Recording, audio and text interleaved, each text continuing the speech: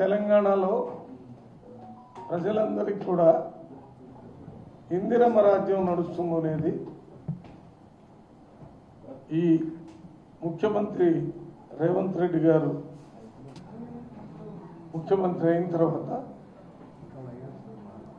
ఇందిరమ్మ ఇండ్లు ఇవ్వటమే కాకుండా ఇందిరమ్మ రాజ్యాన్నే ఇక్కడ నడుపుతున్నారు, స్థాపిస్తున్నారు. దాని అర్థం ఏంటంటే ఇందిరమ్మ రాజ్యం అంటే ముఖ్యంగా పేద ప్రజలకి అనుకూలంగా పనిచేసేటటువంటి ప్రభుత్వం. మరి ఇక్కడ ఇందిరమ్మ ప్రభుత్వం నడవటం లేదని మన బీఆర్ఎస్ నాయకుడు హిట్లర్ ప్రభుత్వం నడుస్తుందని చెప్తున్నారు. ఎట్లుందంటే ఇందిరమ్మ రాజ్యం కాబట్టే ఈ రేవంత్ రెడ్డి గారు అధికారంలోకి వచ్చిన వెంటనే 27 లక్షల మంది హాస్టల్ స్టూడెంట్స్కి 40% మెస్ ఛార్జెస్ పెంచారు. ఇది ఇందిరమ్మ రాజ్యంలో ఉంది కాబట్టి 40% పెంచారు. బీఆర్ఎస్ హరీష్ రావు ప్రభుత్వంలో ఎందుకు పెంచలేదు? కాస్మెటిక్ ఛార్జెస్ 200% పెంచారు. హాస్టల్లో పిల్లలు కూడా ఈ కాస్మెటిక్ వాడుకొని అందరు పిల్లల్లాగా స్కూల్లో ఉండాలనే ఆలోచనతోనే రేవంత్ రెడ్డి గారు ఈ పని చేశాడు. ఇందిరమ్మ రాజ్యం కాబట్టే 4.5 లక్షలు మొన్న ఇచ్చారు, ఇప్పుడు ఒక 3 లక్షలు ఇస్తున్నారు. 7.5 లక్షల ఇండ్లు ఇప్పుడు పేద ప్రజలకు ఇచ్చారు. ఇది ఇందిరమ్మ రోటీ కపడా మకాన్ చెప్పింది. ఇందిరమ్మ రాజ్యం అంటే రోటీ కపడా మకాన్ ప్రతి ఒక్కళ్ళకి అందాలని, ప్రతి పౌరుడు వారి హక్కుల గురించి ప్రజాస్వామ్యంలో అడిగేటటువంటి అవకాశాన్ని కల్పించాలనేది ఇందిరమ్మ రాజ్యం యొక్క ప్రధాన ఉద్దేశం. ఇందిరమ్మ ఇళ్ళు ఇచ్చారు. పేదవాళ్లకు అనుకూలమైన ప్రభుత్వం కాబట్టే బీఆర్ఎస్ హరీష్ రావు ప్రభుత్వంలో ఉన్నప్పుడు ప్రతి పేదవాడికి ఇప్పుడు తెలంగాణలో 3,15,00,000 మందికి సన్నబియ్యం ఇస్తున్నారు. కలెక్టరే సన్నబియ్యం తింటుండు, మినిస్టరే సన్నబియ్యం తింటుండు, ఎమ్మెల్యేలు ఎంపీలు ఏం తింటున్నారు? అదే బియ్యం పేదవాడు తినేటటువంటి ఒక గొప్ప అవకాశాన్ని పేదవాళ్ళకి రేవంత్ రెడ్డి ముఖ్యమంత్రి అయిన తర్వాత ఇందిరమ్మ రాజ్యంలోనే ఈ సన్నబియ్యం ఇచ్చే కార్యక్రమం ఉంది. మీది ఇందిరమ్మ రాజ్యం కాదు, మీది హిట్లర్ రాజ్యం. మీ టైంలో ఇది ఇవ్వకపోగా మీరు హోమ్ మినిస్టర్ మీ దగ్గరకు వస్తేనే అపాయింట్మెంట్ లేదని బయటికి పంపించారు. ఎమ్మెల్యేలు మినిస్టర్కే మీ దగ్గర అపాయింట్మెంట్ లేదు. పేద ప్రజలను చూసేదే లేదు. మీరు ఎప్పుడు ఫామ్ హౌస్లో ఉంటారు. మీరు ఏమనుకుంటే అదే పరిపాలన, ప్రజలు ఏం కోరుకుంటే అది పరిపాలన చేయలేరు. మీరు ఇప్పుడు ప్రజలు ఏం కోరుకుంటే అదే పరిపాలన చేస్తుంది. అది ఇందిరమ్మ రాజ్యం. ఇందిరమ్మ రాజ్యం కాబట్టే ఈ ఇందిరమ్మ ఇళ్లతో పాటు 200 యూనిట్లు ఫ్రీ కరెంట్ ప్రతి ఒక్కళ్ళకి ఇచ్చారు. పేదవాడు, ప్రతి పేదవాడు ఎవరైనా 200 యూనిట్ లోపల కాల్చుకుంటే వాళ్ళకి ఫ్రీ. ఇది ఇందిరమ్మ రాజ్యం. బస్సుల్లో ఎవరైనా మహిళలు మొత్తం తెలంగాణలో ఎక్కడి నుంచి ఎక్కడికైనా పోయే ఫ్రీగా ప్రయాణం చేసే అవకాశాన్ని ఇందిరమ్మ రాజ్యంలో కల్పించారు. మహిళలకి 60,000 కోట్ల రూపాయలు వడ్డీ లేని రుణాలను ఏర్పాటు చేశారు ఈ రేవంత్ రెడ్డి ఇందిరమ్మ రాజ్యంలో.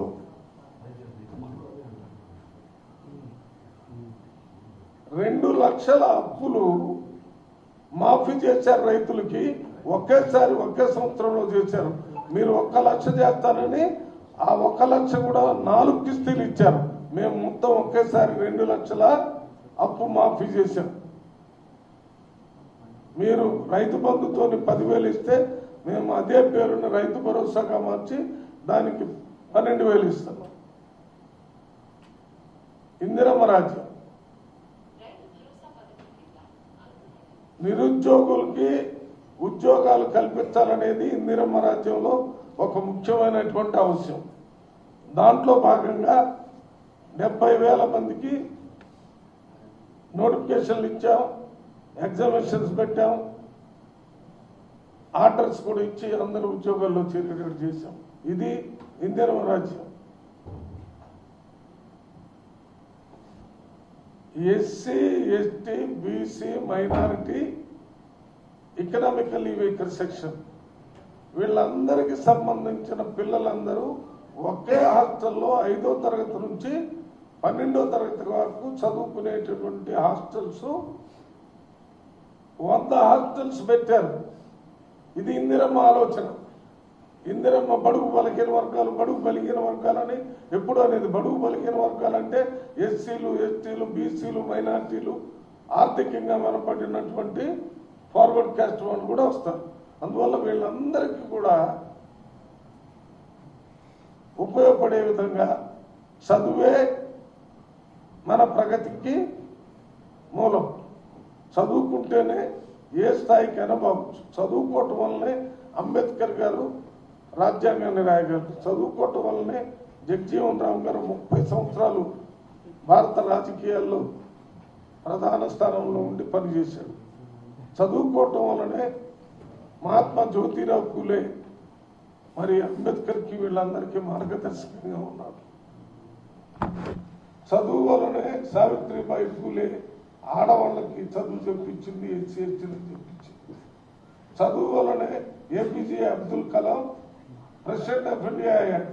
ఎక్కడో పేపర్ బాయ్గా పనిచేసిన వ్యక్తి ప్రెసిడెంట్ ఆఫ్ ఇండియా పనిచేశారంటే చదువుకోవటం వలనే అయ్యాడు. చదువు వల్లనే కాకి మాధవరావు అని SC IAS officer chief secretary ఆంధ్రప్రదేశ్కి అయ్యాడు. ఎంతో మంది డీజీపీలు, చీఫ్ సెక్రటరీలు ఎస్సీలు, ఎస్టీలు, బీసీలు అయ్యారు. నాకు తెలిసి ఒక 2-3 BC IAS officers cabinet secretary of India. భారతదేశానికి చీఫ్ సెక్రటరీ మనకెట్లో క్యాబినెట్ సెక్రటరీ అది చేశారు. అందువల్ల చదువు ద్వారా ప్రతి కుటుంబంలో, ప్రతి వెనుకబడినటువంటి కుటుంబాల్లో వెలుగులు నింపాలనే ఉద్దేశంతో విప్లవాత్మకమైన మార్పు ఈ అందరూ ఒకే హాస్టల్లో ఉండి చదువుకోవటం. ఇది భారతదేశంలో ఏ రాష్ట్రంలో పెట్టలేదు. అథారిటేటివ్గా చెప్తున్నాను. నేను SC ST parliamentary committee, welfare committee మెంబర్గా ఉండి భారతదేశం అంతా తిరిగి చూశాను. ఏ రాష్ట్రంలో లేదు. అన్ని పెట్టాలని చెప్పడం జరుగుతుంది. ఇది ఇందిరమ్మ రాజ్యం. ఇందిరమ్మ రాజ్యంలోనే హైదరాబాద్లో కుంటలు, చెరువులు ఆక్యుపై చేసుకుని ఇల్లు కట్టుకుని నాలాల మీద కూడా కట్టుకున్నారు. ఎంతో కాలంగా మాటలు చెప్పారు కానీ కేసీఆర్ గారు ఏం చేయలేదు. రేవంత్ రెడ్డి గారు వచ్చి హైడ్రాని పెట్టి వాటన్నింటినీ క్లియర్ చేశాడు. మొదట్లో వ్యతిరేకించిన రాను హైడ్రాకే ఆ ప్రాంత ప్రజలకు పిలుచుకొని మా దగ్గర అని అడుగుతున్నారు. హిట్లర్ అనేవాడు ఒక నియంత అనేది అందరికీ తెలుసు. అది రేవంత్ రెడ్డి కూడా 100% తెలుసు.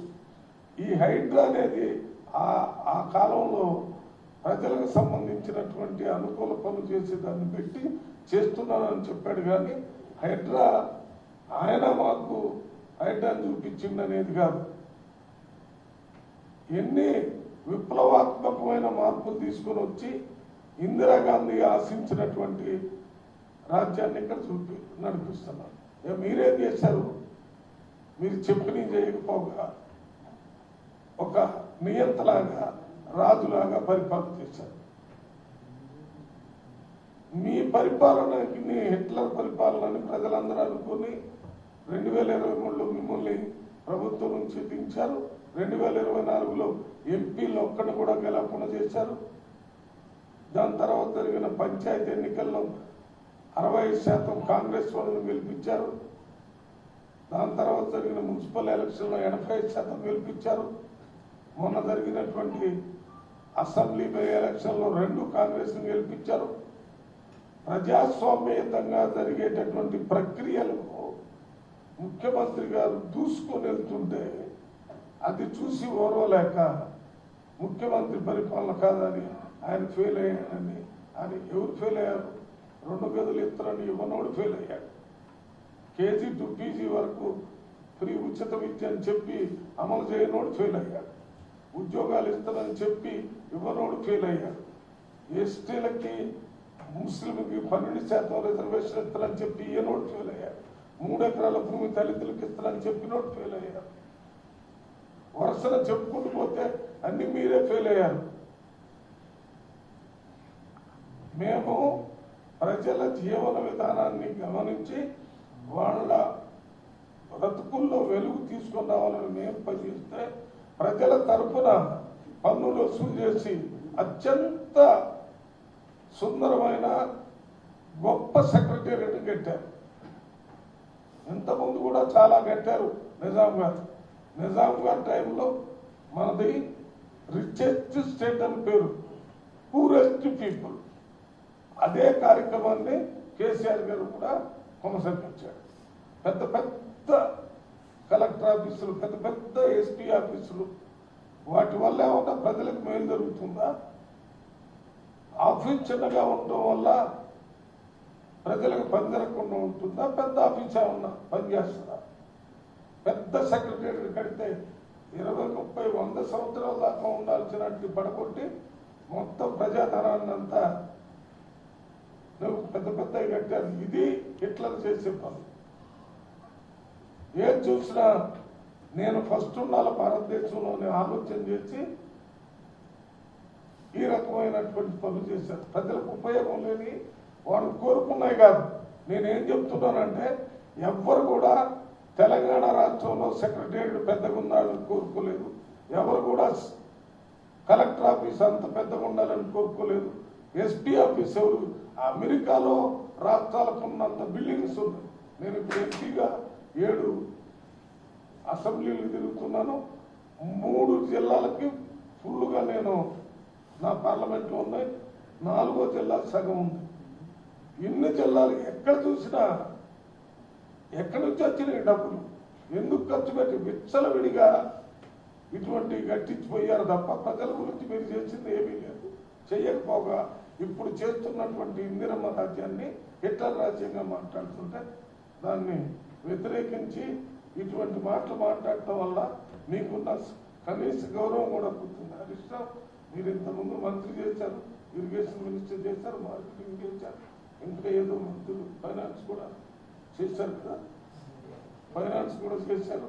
అందుకని మీకు తెలియదు ఏం కాదు. మీరు కావాలనే అబద్ధాలు చెప్తున్నారు.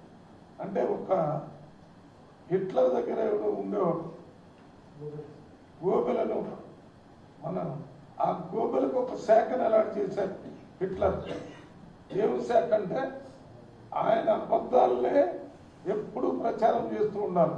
అది ఎక్కడో ఆయన ప్రపంచాన్ని గెలవాలని ప్రయత్నం చేశాడు కదా హిట్లర్.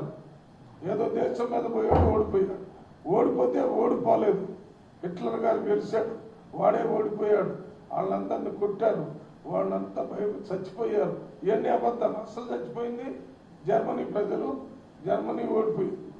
దాన్ని ఆయన చెప్తే ఆయన కింద ఉన్నటువంటి అఫీషియల్ చెప్పి అక్కడి నుంచి వేరే వాళ్ళు చెప్పి కంటిన్యూస్గా చెప్పడం వల్ల గోబెల్ అనేది గోబెల్ ప్రచారం అనేది ఒక ట్రేడ్ మార్క్ అయిపోయింది. అబద్ధాలు ప్రచారం చేసేవాడినల్లా గోబెల్ అంటారు. ఇప్పుడు అబద్ధాలనే ప్రచారం చేస్తున్నారు. కేటీఆర్ కానీ హరీష్ రావు కానీ వీరు మాట్లాడే అన్ని రోజు ఈ మీడియా అనేది రాజ్యాంగం ఏర్పాటు చేసుకున్నటువంటి ఒక గొప్ప సంస్థ. ఎగ్జిక్యూటివ్ సంస్థ, అధికారులు, రాజకీయ సంస్థ, జ్యుడిషియరీ, మీడియా. ఈ మీడియా నిరంతరం ప్రభుత్వం ఏం చేస్తుందో ప్రజలు ఏమనుకుంటున్నారు అనేది ప్రభుత్వానికి తెలియజేస్తుంది. ఎన్ని పరిస్థితులు అనుకూలంగా ఉన్నా లేకపోయినా వార్తలు మాత్రం ప్రజలందరూ పొద్దున్న ఇంటి ముందు ఒక పేపర్ చదివితే రాష్ట్రంలో దేశంలో ఏం జరుగుతుందో తెలుస్తుంది. అటువంటి మీడియా మీద కూడా ఆంక్షలు పెట్టింది ఎవరు? కేసీఆర్ ప్రభుత్వంలో రాగానే కొన్ని ఎలక్ట్రానిక్ మీడియాను బంద్ చేశారు. ఇందిరా పార్క్ దగ్గర ధర్నా చౌక్లో మేము కూడా కూర్చున్నాం. కొన్ని పేపర్లకు అడ్వర్టైజ్మెంట్ ఇవ్వకుండా చేశారు. ఇవన్నీ హిట్లర్ పనులు. మీరు హిట్లర్ పనులు చేసి ఇక్కడేదో హిట్లర్ పనులు చేస్తున్నారని చెప్తున్నాం. బస్సుల్లో ఫ్రీగా జరుగుతుంటే మీకు కనపడటం లేదా? చూసి చూడనట్టు విని విన్నట్టు చేసేవాళ్ళని ఏమంటారు? హిట్లర్ దగ్గర ఉన్నాడు గోబెల్. ఆ గోబెల్స్ ఇది గోబెల్ 1 గోబెల్ 2 వాళ్ళిద్దరిలో పోటీ పడుతున్నారు.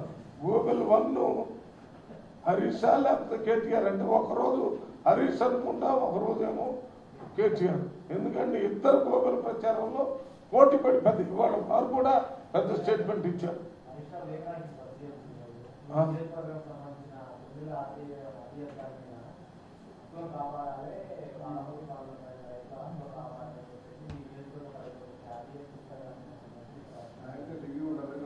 అన్న 10 సంవత్సరాల ఇరిగేషన్ మినిస్టర్గా ఉన్నాడు కదా, కలవకుర్తి, నెట్టింపాడు, భీమా, కోయిల్ సాగరు. ఎందుకు మిగిలిన 10% 15% ఉన్న పనులు పూర్తయ్యాయి కదా? 10 మీరు చేయలేదు కదా? మేము వచ్చి 2.5 సంవత్సరాల్లో మా ముఖ్యమంత్రి గారు మేము ఎన్నోసార్లు రివ్యూ చేసి మొన్న అక్కడ పోయి వాటిని పరిశీలన చేసి అక్కడే పడుకుని నెక్స్ట్ డే 650 కోట్లు రిలీజ్ చేశాడు ఒకేసారి. మీరు ఎప్పుడైనా చేశారా? మీరు 10 సంవత్సరాల్లో ఇరిగేషన్ ప్రాజెక్టుకి 6,000 కోట్లు చేస్తే మేము 8,000 కోట్లు దాటినాయి ఇప్పటికి. అన్ని మనం చేసిన పనుల వల్ల మాకు రేటింగ్ ఇవ్వండి. ఈయన పని చేస్తాడు, ఫీల్డ్కి పోతాడు, ప్రజలతో మాట్లాడుతాడు, ఏమైనా చేస్తుందా లేదా చూడండి. మీరు కూడా చూసి చేసిన దాన్ని రాయండి. ఊరికే యాజ్ ఇట్ ఈజ్ గా ఏది పడితే అది రాస్తే ఏమవుతుందంటే ప్రజలు మీరు ఆ అబద్ధాలు నిజం అనుకునే పరిస్థితి. మీరు వెరిఫై చేసుకుంటారు కదా, అది అట్లా అసలు ఎవరు బస్సు ఆయన ఒక్క గ్యారంటీ కూడా అమలు చేయలేదని అంటున్నారు. ఒక్కడ కూడా చేయలేదని రాస్తారు. మీకు ఒక్కటి తిరుమల రెడ్డి గారు, నేను చెప్పేది ఏంటంటే మీరు బస్సులో ఎవరు తిరగటం లేదని చెప్తే దాన్ని ఎవరిని ఫ్రీగా తిప్పటం లేదని మీరు రాస్తే ఎట్లా? అది అడగాల. అరే ఏంటి సార్ అట్లా? నన్ను కూడా అడగండి. నేను చెప్పిన తప్పుంటే ఇక్కడ నిలదీయండి. నిలదీసే హక్కు ప్రజలకు ఉంది, మీకు ఇంకా ఎక్కువ ఉంది. అందుకని నేను ప్రెస్ మీట్ పెట్టినప్పుడు కానీ అయిపోయిన తర్వాత ఏమన్నా అడుగుతారా, మాట్లాడతారంట. తప్పు మాట ఏదైనా చెప్పితే జస్టిఫై చేస్తాను. నేను హరీష్ రావు మాట్లాడిన తప్పు, ఇది ప్రజాప్రభుత్వం, ప్రజల కోసం చేసే ప్రభుత్వం, ఇందిరమ్మ రాజ్యం అని చెప్పాను. దానికి ఎందుకు అంటున్నామో చెప్పాను. ఊరికనే ఇందిరమ్మ రాజ్యం నా ఇష్టం అని నేను చెప్పలా. నేను చెప్పాను మీరు రాయండి. మీకు కనపడే నేను చెప్పాను. నేను అన్నింటి ఒక దగ్గర చేర్చి చూపించాను అంతే తప్ప నేను కొత్త చెప్పిన ఏం లేదు. వాళ్ళు చెప్పిన చూపించండి. ఎక్కడ పోయినా ఎస్ఐఆర్ మీద పేరు మీటింగ్ పెట్టి ఎస్ఐఆర్ మీద పోయి అని మాట్లాడు. ఏనంతే మాట్లాడు, ఆయనంతే మాట్లాడు. పూర్తిగా చెప్తున్నానండి, వచ్చే ఎన్నికల్లో ప్రజలు పనిచేసిన వాళ్ళనే గెలిపించుకుంటారు.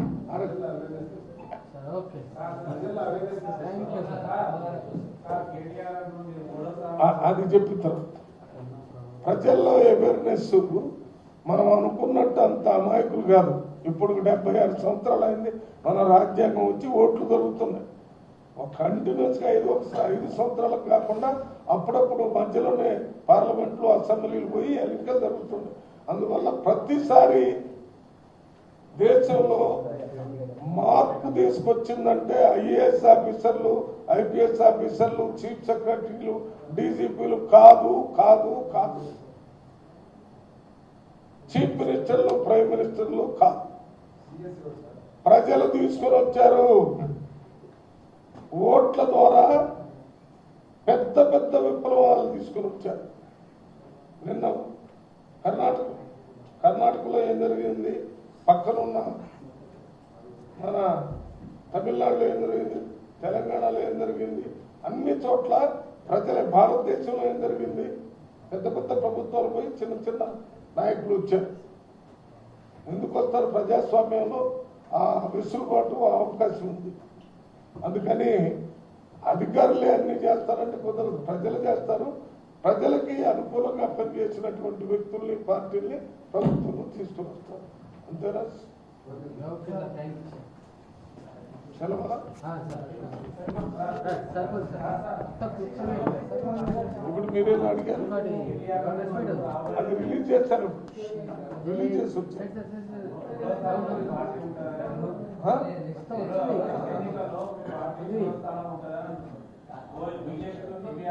అది కాదన్నా, ఇంతకుముందు మా చిన్నతనంలో కళ్ళ దగ్గరికి తుపాకీ పెట్టుకుని కొంతమంది వచ్చి ఈ తుపాకీతో కాలుస్తాను, మీ అందరికి అన్నం పెట్టాను, ఇప్పుడే చెరువులో చేపలన్నీ చెరువు కింద మంట పెట్టాను, లేకపోతే ఇంకేదో చేశాను, అన్ని పిచ్చి పిచ్చి మాటలు పనికి నవ్వటానికి ఉపయోగపడే మాటలన్నీ మాట్లాడి చివరికి పోయేటప్పుడు కొన్ని వేందలు పెట్టుకొని అడుక్కునేవాళ్ళం.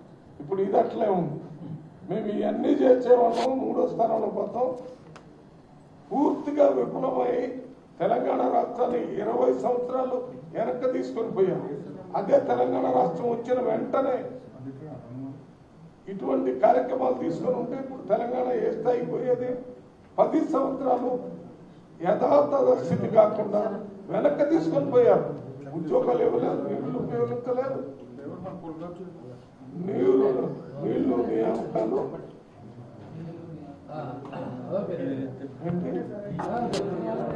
నిధులు ఏమని నిధులు మాత్రమే తక్కువ 8 లక్షల కోట్ల రూపాయలు అప్పు తెచ్చి మీ ఇష్టం వచ్చినట్టు ఖర్చు పెట్టి వాటికి వడ్డీ కట్టాల్సిన బాధ్యత ఇప్పుడున్న ప్రభుత్వం మీద పెట్టారు. సంవత్సరానికి 6,000 కట్టాలి. నా రిక్వెస్ట్ మీకు ఒక్కటి, వాస్తవాన్ని ప్రజలకు చెప్పండి. అస్సలు ఏమాత్రం మాకు అనుకూలంగా ఉండమని నేను కోరుతున్నాను.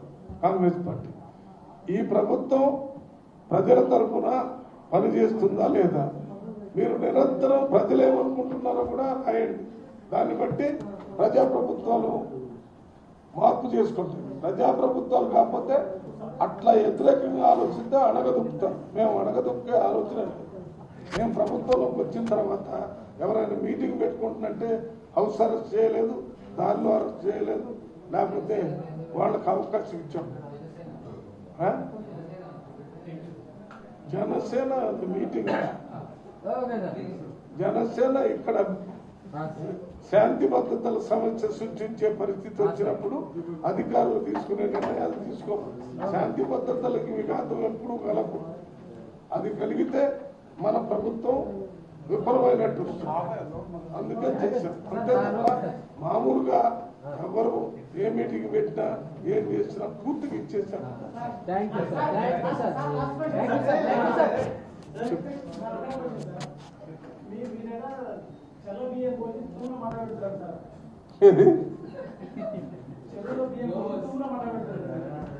అందుకనే నేను దాని పేరు సరిగ్గా చెప్పను. పిట్టలదోరలు ఇప్పుడు గుర్తుకొచ్చింది.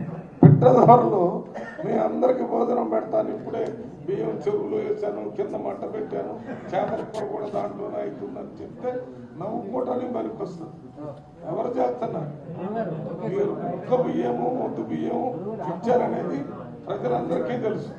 ఒక్క ఊళ్ళో పోయి అడుగుదాం, ఏ ఊళ్ళో పోయి అని అడగండి.